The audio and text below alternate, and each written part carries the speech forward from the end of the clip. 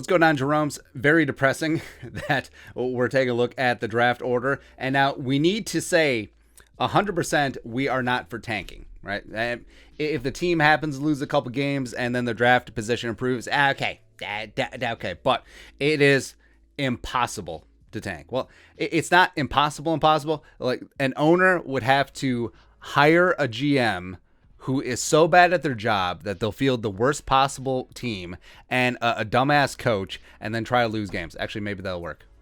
Nah, I'm just playing. But players will play hard because they need to put on good film because they want a job next year, or another team. Coaches will coach hard because they want another job or keep their gig, and etc. So it's impossible for your team to tank. So basically, you're just rooting for your team to lose, which I think can be bad self-loathing juju, right? But that's neither here nor there. But the Vikings currently at pick number 10 overall after dropping one to the low list.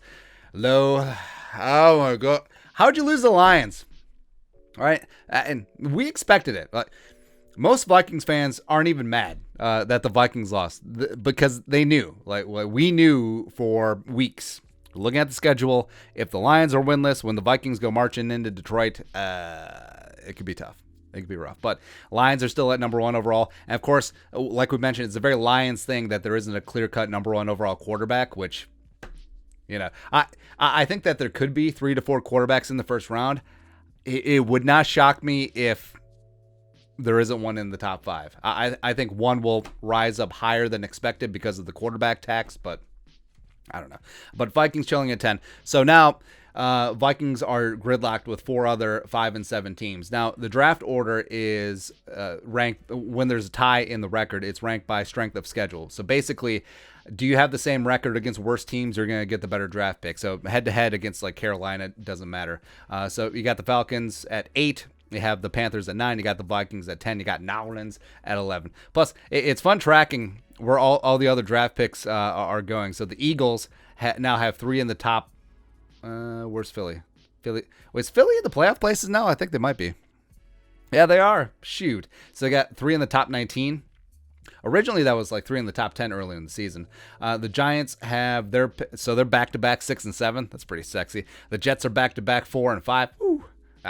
Strong New Jersey, 4 through 7 overall. So, okay. But this is where we are.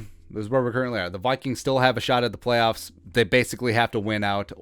Maybe they can lose one game and end up going 9 and 8. And if it's the right game, and if they sneak, so frustrating right now. So recapping the draft picks. This is Tankathon, by the way.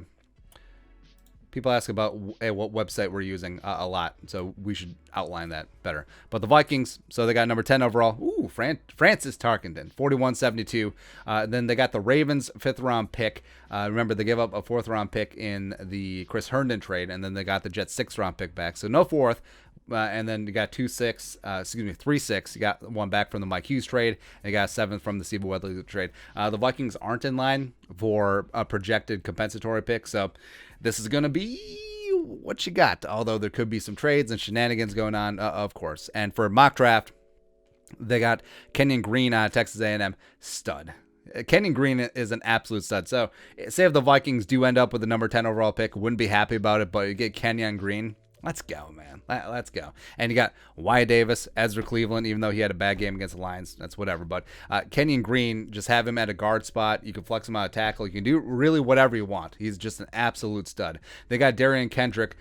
They still have him listed at Clemson, but he was kicked out of Clemson, and then he joined Georgia. He's on their 12-1 team. I'm okay with him. He's got length. He's a former wide receiver, so he understands like pattern matching skills. So he would be a really intriguing prospect for not Mike Zimmer to coach. Yeah, and they have Arnold Ebiketie out of Penn State University. Penn State they just have so many physical freaks up in Happy Valley. Ebiketie had 9.5 sacks, or have 10 sacks this year for Penn State. James Franklin Company. It's whatever.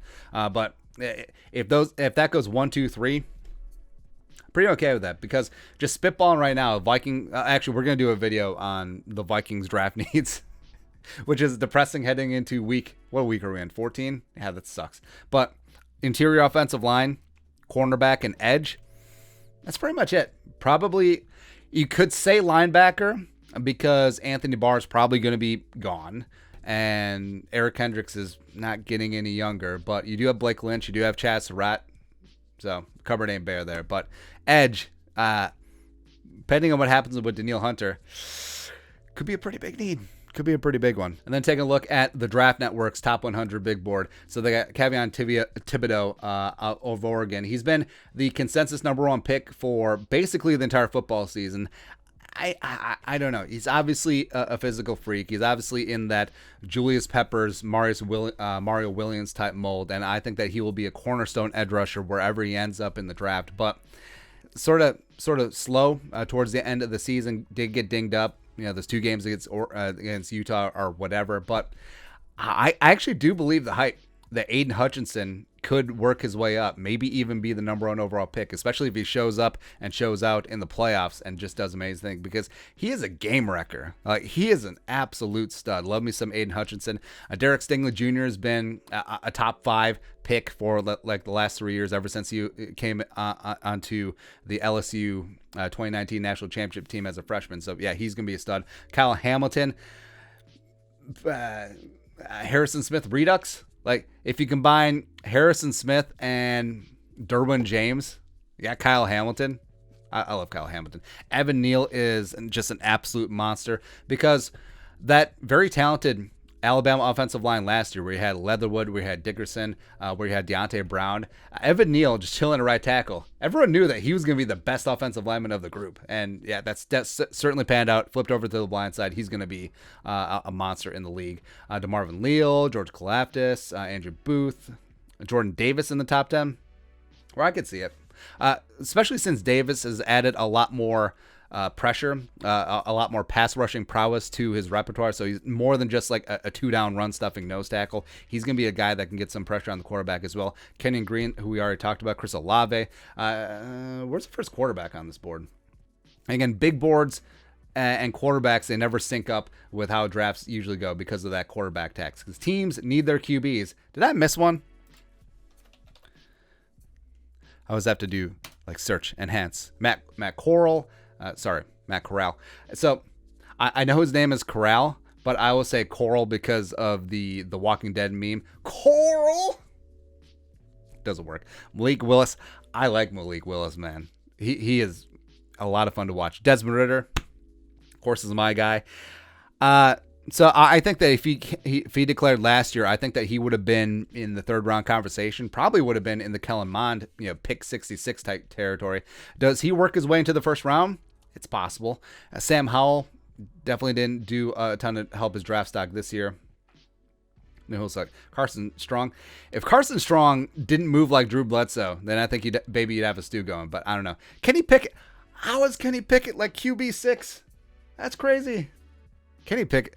I like Kenny Pickett, man.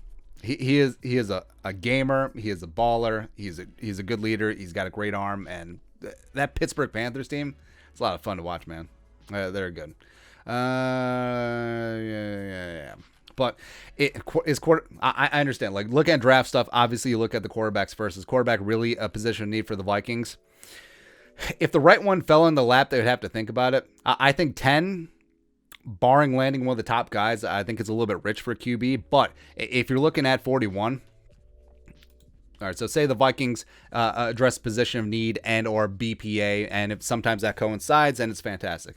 If the right quarterback is there at 41, like say Desmond Ridder is there at 41, or say something really weird happens and I was gonna say maybe Malik Willis falls into the 2nd round. I don't think that happens. Like, I think he's probably drafted in the teens.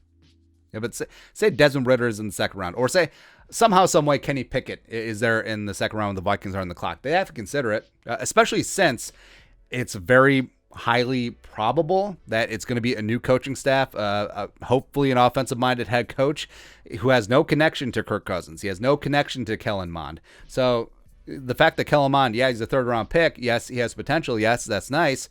The new head coach, especially like we mentioned, if he's an offensive-minded guy, will want his own quarterback. So I think that if Spielman remains, I think that's going to be a collaboration. That's going to have to be a conversation. So I think quarterback could be higher on the list than you would expect, even though Kirk Cousins is having a career year this year. He's got 1 year left on this contract. By the way, Kirk has never been more tradable.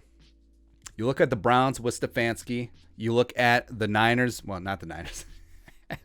Forgot about no pants or Trey Lance. You look at the Broncos with George Payton. He has never been more tradable because of 1 year left on his contract. They would not have to take on a lot of dead money. They have to pay out his guaranteed $35 million base salary next year. But in the grand scheme of things, that's not a lot. $35 million under cap, that's not a ton. And he's coming off the best season of his career. Something to think about. But that's it. Let's take a look at the Vikings draft pick update. 10. Effing tan. Let us know in the comment section below. Subscribe for daily Vikings takes. Want to support that work? Put a little something in the Venmo. But until next time, Skull Production Value.